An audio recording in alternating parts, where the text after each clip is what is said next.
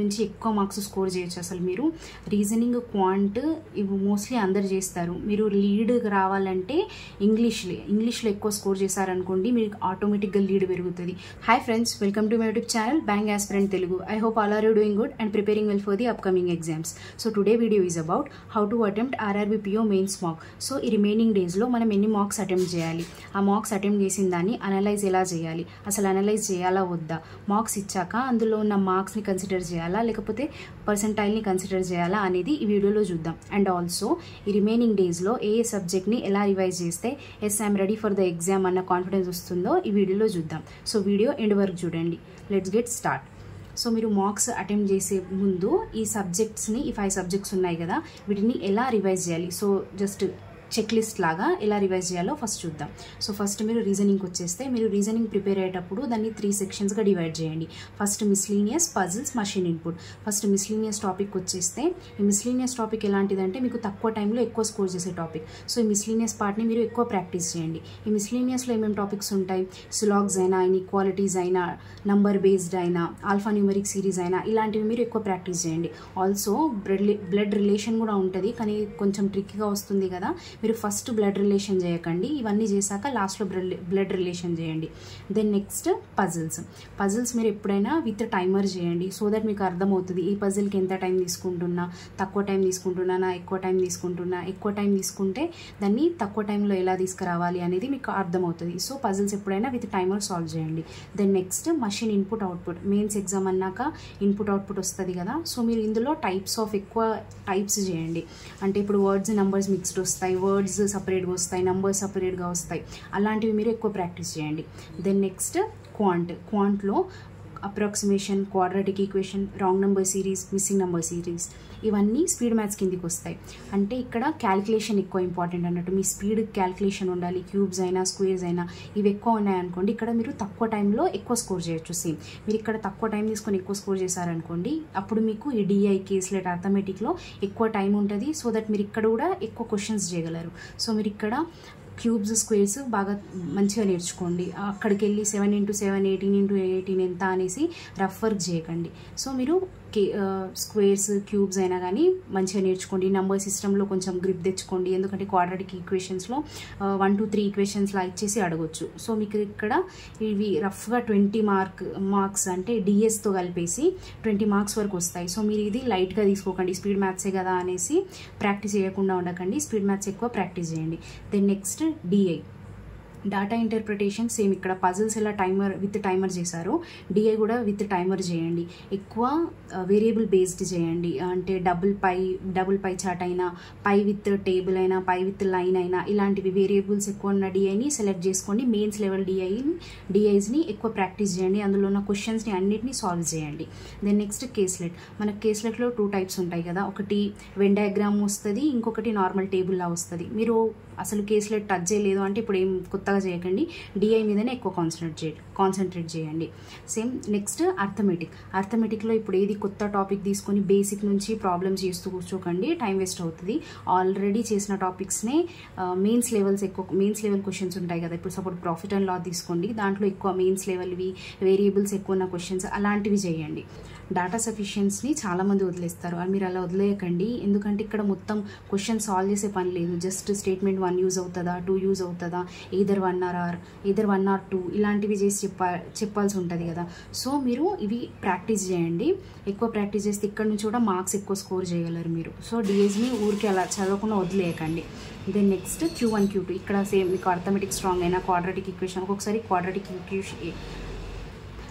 Quadratic equation కూడా Q1 Q2లో ఇస్తాడు అన్నట్టు. సో మీరు మొత్తం ప్రాక్టీస్ చేయండి, ఇది ఏది వదిలేయకండి. ఇప్పుడు అలా అని ఏది కొత్తగా తీసి చదవకండి. దెన్ నెక్స్ట్ ఇంగ్లీష్లో first the most important reading. ఇక్కడ రీడింగ్ మీకు చాలా చాలా ఇంపార్టెంట్. మీ రీడింగ్ ఎలాగైనా మీ రీడింగ్ హ్యాబిట్ ఉండాలి. ఎందుకంటే మీకు రీడింగ్ ఇక్కడ ఒక్కటే ఇంగ్లీష్ సెక్షన్లోనే ఉపయోగపడదు కదా, రీజనింగ్లో, క్వాంట్లో, జిఏలో, కంప్యూటర్లో మోస్ట్లీ అంత ఇంగ్లీష్లోనే ఉంటుంది కదా. సో అంత ఇంపార్టెంట్ అయిన రీడింగ్ని మీరు ఒక 1 అవర్ అయినా టైం ఇవ్వకపోతే ఎలా. సో మీరు డైలీ ప్రిలిమ్స్ ఉన్నా, మెయిన్స్ ఉన్నా, ఏమున్నా మీరు డైలీ 1 అవర్ రీడింగ్ చేయండి. సో మీరు ఇంగ్లీష్ సెక్షన్ ఎలా ప్రిపేర్ అవుతారంటే, ఆ ఆర్సీ రీడింగ్ కాంప్రిహెన్షన్ నుంచి 2 రీడింగ్ కాంప్రిహెన్షన్స్ వస్తాయి మెయిన్స్లో. సో రీడింగ్ కాంప్రిహెన్షన్ని పెద్ద మీరు ఇప్పుడు ప్రాక్టీస్ చేసేటప్పుడు పెద్ద రీడింగ్ కాంప్రిహెన్షన్స్ తీసుకోండి. అందులో ఉన్న క్వశ్చన్స్ని సాల్వ్ చేయండి. మీరు ఫస్ట్ చదివేటప్పుడు అంత ఇంట్రెస్ట్ రాదు, క్వశ్చన్స్ కూడా మేబీ రాంగ్ అయ్యే ఛాన్సెస్ ఉంటాయి. కానీ మీరు ఒక 2-3 డేస్ చేసి చూడండి, మీకు ఆటోమేటిక్గా క్వశ్చన్స్ రైట్ అవుతాయి. అప్పుడు మీకు కాన్ఫిడెన్స్ వస్తుంది, వస్తున్నాయి అర్థమవుతున్నాయి అనేసి. దెన్ నెక్స్ట్ మీకు రూల్స్ రివైజ్ చేయండి. మీరు వొకాబులరీ అంటే ఇప్పుడు చదువుతూ ఉంటారు కదా, ఆర్సీస్ అయినా ఏమైనా, అందులో ఉన్న కొత్త వర్డ్స్ని వాటి సినానిమ్స్ ఏంటి, యాంటనిమ్స్ ఏంటి అలా చదువుకోండి. ఇక్కడ మాత్రం ఇంగ్లీష్ సెక్షన్లో రీడింగ్ చాలా ఇంపార్టెంట్. ఇక్కడ నుంచి ఎక్కువ మార్క్స్ స్కోర్ చేయొచ్చు. అసలు మీరు రీజనింగ్, క్వాంట్ ఇవి మోస్ట్లీ అందరు చేస్తారు. మీరు లీడ్ రావాలంటే ఇంగ్లీష్లో ఎక్కువ స్కోర్ చేశారనుకోండి, మీకు ఆటోమేటిక్గా లీడ్ పెరుగుతుంది. సో ఇంగ్లీష్ని జస్ట్ కట్ ఆఫ్ కోసం అట్లా చూడకండి, ఇంగ్లీష్లో ఎక్కువ మార్క్స్ స్కోర్ చేయడానికి ట్రై చేయండి. అలా మార్క్స్ రావాలంటే మీరు రీడింగ్ అనేది చాలా స్ట్రాంగ్ ఉండాలి. సో మీరు ఇంగ్లీష్లో స్కోర్ చేశారనుకోండి, మీరు ఆటోమేటిక్గా కట్ ఆఫ్కి ఎక్కువ మార్క్స్ కూడా ఇంగ్లీష్ నుంచి తీసుకోగలరు. సో ఇంగ్లీష్ని అంత ఈజీగా తీసేయకండి, ఇంగ్లీష్ డెఫినెట్లీగా బాగా చదవండి, రీడింగ్ ఎక్కువ ప్రాక్టీస్ చేయండి. దెన్ నెక్స్ట్ జీఏ జనరల్ అవేర్నెస్లో మీరు June, July, August till 15 September ఇక్కడ వరకు మాత్రం మీ కరెంట్ అఫైర్స్ పక్కా ప్రిపేర్ అయి ఉండాలి. మీరు మే చదవకపోతే ఇప్పుడు అసలు ఏం కొత్తగా ట్రై చేయకండి, అసలు మే తీయకండి. ఇప్పుడు జూన్, జూలై, ఆగస్ట్, సెప్టెంబర్ 15 వరకు మొత్తం కంప్లీట్ న్యూస్ చదవండి. మీరు కరెంట్ అఫైర్స్ గుర్తుండవు అని అంటే ఒక చిన్న పనిలా చేయండి. ఇప్పుడు సపోజ్ ఇప్పుడు మీరు జూలైవి రివైజ్ చేస్తున్నారనుకోండి, ఇప్పుడు జూలైలో ఒక అపాయింట్మెంట్ వచ్చింది అనుకోండి, మీరు జూన్లో అంటే ప్రీవియస్ ఇయర్ జూన్లో ఏమేమి అపాయింట్మెంట్స్ ఉండే, ఆగస్ట్లో ఏమైనా అపాయింట్మెంట్స్ ఉండేనా, అవి నాకు గుర్తొస్తున్నాయా, మీకు గుర్తొస్తే రాయండి, లేకపోతే మైండ్లో రివైజ్ చేసుకోండి. మీరు ఒకసారి అనుకున్నారనుకోండి, జూన్లో ఈ అపాయింట్మెంట్స్ ఉండే, జూలైలో ఈ అపాయింట్మెంట్స్ ఉండే, మీరు తక్కువ టైంలో ఎక్కువ అపాయింట్మెంట్స్ గుర్తవుతాయి కదా, అప్పుడు మీరు తక్కువ టైంలో ఎక్కువ కరెంట్ అఫైర్స్ కూడా రివైజ్ అవుతాయి. సో మీరు ఇలా ఒకసారి చేసి చూడండి, మీకు డెఫినెట్గా రివిజన్లో ఉపయోగపడుతుంది. సో ఇలా ఈ 4 మంత్స్ని మాత్రం పక్కా మొత్తం కంప్లీట్ న్యూస్ లాగా ప్రిపేర్ అవ్వండి. అండ్ ఆల్సో దీంట్లో స్టాటిక్ని మీరు సపరేట్గా చదవకండి, నేను చాలా టైమ్స్ చెప్పిన స్టాటిక్ అండ్ కరెంట్ అఫైర్స్ మీరు ప్యారలల్గా తీసుకొని వెళ్ళండి, అలానే చదవండి. మీరు సపరేట్గా చదివితే టైం వేస్ట్ అవుద్ది. దెన్ నెక్స్ట్ కంప్యూటర్లో ఇప్పుడు ఏం చేస్తారంటే ఆల్రెడీ పీడిఎఫ్స్, వీడియోస్ 2 పీడిఎఫ్స్ చదివితే ఆలివ్ బోర్డ్ ఇంకా అడ్డా ఉండే కదా, మీకు ఇష్టం, మీ దగ్గర ఏ పీడిఎఫ్ ఉన్నా అది రివైజ్ చేయండి. ఒకవేళ ఇంకా రివైజ్ చేయకపోతే ఇంకోసారి రివైజ్ చేయండి, ఒక 2-3 టైమ్స్ రివైజ్ చేయండి. అండ్ వీడియోస్ ఇప్పుడు లాస్ట్ 1 వీక్ ఉంది కాబట్టి ఇప్పుడు మ్యారథాన్ అయినా 40 క్వశ్చన్ సెట్ అయినా అలాంటివి ఉంటాయి, మీరు అలాంటివి చూడండి, సరిపోద్ది. ఒక 2-3 టైమ్స్ రివైజ్ చేయండి, కంప్యూటర్కి అది చాలు. సో ఎక్కువ టఫ్ అడగడు కాబట్టి పీడిఎఫ్స్, వీడియోస్తో పని అయిపోద్ది. సో ఈ 5 సెక్షన్స్ని ఇలా ప్రిపేర్ అవుతారు కదా, ఇలా ప్రిపేర్ అయ్యాక మీరు డైలీ సెక్షనల్ మార్క్స్ ఇవ్వండి. సెక్షనల్ మార్క్స్ అనేవి ఇప్పుడు చాలా ఇంపార్టెంట్, ఎందుకంటే సెక్షనల్ టైమింగ్ ఇంక్లూడ్ అయింది కదా, మీకు ఆ టైమింగ్కి యూస్ టు అవ్వడానికి. ఇప్పుడు రీజనింగ్లో 30 మినిట్స్, క్వాంట్లో 30 minutes, English 30 minutes, GA 15 minutes, computer 15 minutes. So ఈ 30 మినిట్స్లో చేయాలి అనేసి మీరు ప్యానిక్ అవ్వద్దు. అలా అవ్వకుండా ఉండాలంటే మీరు తప్పకుండా సెక్షనల్ మార్క్స్ ఇవ్వండి. సో ఇప్పుడు ఫుల్ మార్క్స్ మీరు ఆల్రెడీ మార్క్స్ ఇస్తూ ఉంటే ఇప్పుడు ఆల్టర్నేట్ డేస్లో ఇచ్చినా పర్లేదు, అసలు మార్క్స్ టచ్ చేయలేదు, ఒక్కసారి కూడా ఇవ్వలేదు అంటే మీరు డైలీ ఇవ్వండి. ఇప్పుడు ఎలా ఇస్తారు, ఏ టైంలో ఇస్తారు, మీకు నచ్చినప్పుడు టైంలో ఇస్తారా అంటే అలా కాదు. ఇంతకుముందు అంటే సరిపోయింది, ఎందుకంటే అప్పుడు మన ఎగ్జామ్ ఏ టైంలో ఉంటుంది తెలియదు కాబట్టి ఎప్పుడు ఇచ్చినా మన కన్వీనియన్స్ ప్రకారం ఇచ్చేవాళ్ళం. కానీ ఇప్పుడు మన అడ్మిట్ కార్డ్ వచ్చేసింది కాబట్టి మన టైం స్లాట్స్ మనకు తెలుసు. ఇప్పుడు ఈసారి 2 షిఫ్ట్స్లో ఉన్నాయి కొత్తగా. So first shift, second shift. So first షిఫ్ట్లో ఉన్న వాళ్ళు మ్యాక్సిమం వాళ్ళకి 8 AM రిపోర్టింగ్ టైం ఉంటుంది కాబట్టి మీరు 9:30 ఆన్వర్డ్స్ ఇచ్చినా సరిపోద్ది. దెన్ సెకండ్ షిఫ్ట్ వాళ్ళు సేమ్ 12 PMకి రిపోర్టింగ్ టైం ఉంది కాబట్టి మీరు 1:30 ఆన్వర్డ్స్ ఇవ్వండి. ఇలా ఇవ్వడం వల్ల మీ బ్రెయిన్ ఆ టైంకి యూస్ టు అయిపోతుంది. మీరు ఇలానే ఇవ్వండి, అలా కాకుండా మీకు నచ్చిన టైంలో అస్సలు ఇవ్వకండి. లాస్ట్ 1 వీక్లో మాత్రం మీ టైం స్లాట్ చూసుకొని అదే టైంలో మాక్ ఇవ్వండి. అండ్ ఆల్సో మీరు మాక్ ఇచ్చేటప్పుడు 2 అవర్స్ ఎగ్జామ్స్ కదా, 2 అవర్ ఎగ్జామ్ కదా, మీరు సేమ్ ఎగ్జామ్ సెంటర్లో ఎలా కూర్చుంటారో 2 అవర్స్ అలానే కూర్చోండి. మధ్యలో లేసి వెళ్ళిపోవడం, పాజ్ చేసి అది చేయడం, ఫోన్ చెక్ చేయడం ఇలాంటివి చేయకండి. మీరు సేమ్ ఎగ్జామ్ సెంటర్లో ఎలా ప్రాపర్గా కూర్చుంటారో సేమ్ ఇంట్లో కూడా మీరు ఎక్కడిచ్చినా 2 అవర్స్ అలానే ప్రాపర్గా కూర్చొని ఎగ్జామ్ ఇవ్వండి. దెన్ మీరు అనలైజ్ ద మార్క్స్. అసలు ఫుల్ మార్క్స్ ఇచ్చాక ఇప్పుడు మేము మార్క్స్ ఇచ్చేస్తాం అయిపోయింది స్కోర్ చూసేస్తాం అలా కాదు. మీరు మార్క్స్ ఇవ్వడం ఎంత ఇంపార్టెంటో దాన్ని అనలైజ్ చేయడం కూడా అంతే ఇంపార్టెంట్. మీకు అప్పుడు మీరు ఎక్కడెక్కడ ఏమేమి మిస్టేక్స్ చేస్తున్నారో అర్థమవుతుంది. సపోజ్ ఇప్పుడు మీరు ఫస్ట్ మార్క్ ఇచ్చారు, రీజనింగ్ని అనలైజ్ చేస్తున్నారు అనుకోండి. ఇప్పుడు రీజనింగ్లో ఎలా అనలైజ్ చేస్తారంటే, ఇప్పుడు సపోజ్ మీరు ఏదైనా పజిల్ ట్రై చేస్తున్నారు మార్క్ ఇచ్చేటప్పుడు, అది 1-2 సార్లు ట్రై చేశారు రాలేదు, వేరే నెక్స్ట్ పజిల్కి జంప్ చేశారు.